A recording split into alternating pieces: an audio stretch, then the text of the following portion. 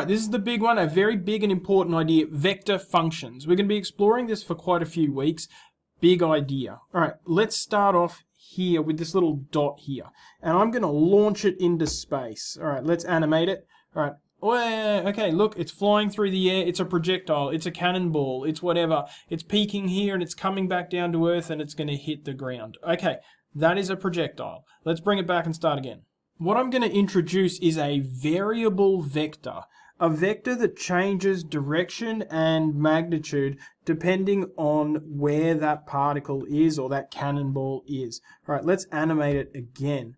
All right, animation. And you can see I've got this blue vector now, this blue arrow pointing from the origin to the cannonball, right? All right, that's a vector, and a vector that changes over time. When time 1 is this, then the vector looks like that. When time 2 is this, then the vector is slightly different. When time 0 is, when we're really close to 0, then the vector is very small. Here it's very, very large. The vector changes over time.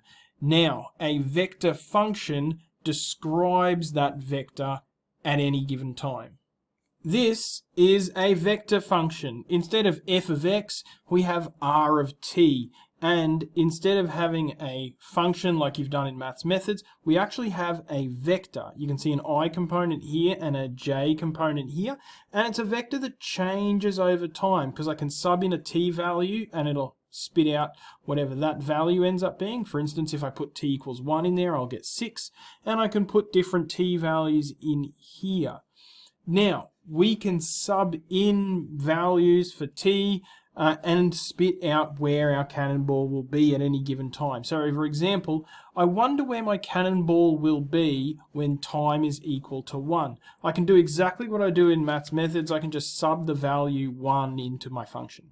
All right, I subbed in 1 for t, I subbed in 1 for t here and here, and it spits out 6i plus 7j. What does that mean? Well, we can see that at time 1, my cannonball is at point 6, 7.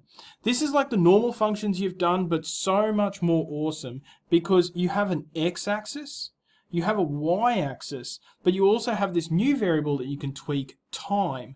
So you can deal with all three of those things, time, x position, and y position, all at the same time, and a vector function lets you do it.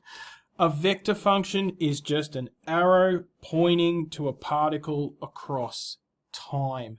There is something super amazing, and then we're going to call this video. Let's check out an even more powerful vector function.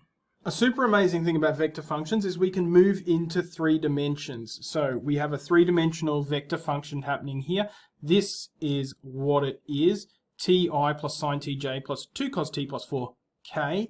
All right, let's just start it. And we're going to move time backwards and forwards just so we can hang out with it for a little bit.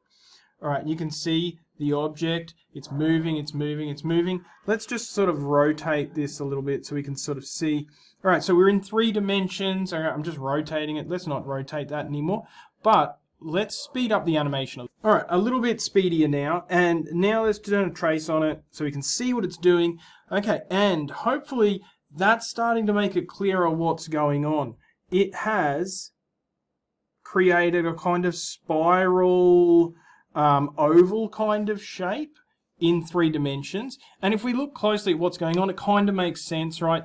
Ti, so that's going to just move forward at a constant rate in the x direction. And this sine t and that cos t, unit circle, we're expecting some circular motion from that sine tj and that cos tk stuff over there. Incredible. We now have 4 variables going on. We have an x-axis, a y-axis, a z-axis, and time, and a vector function to describe it all.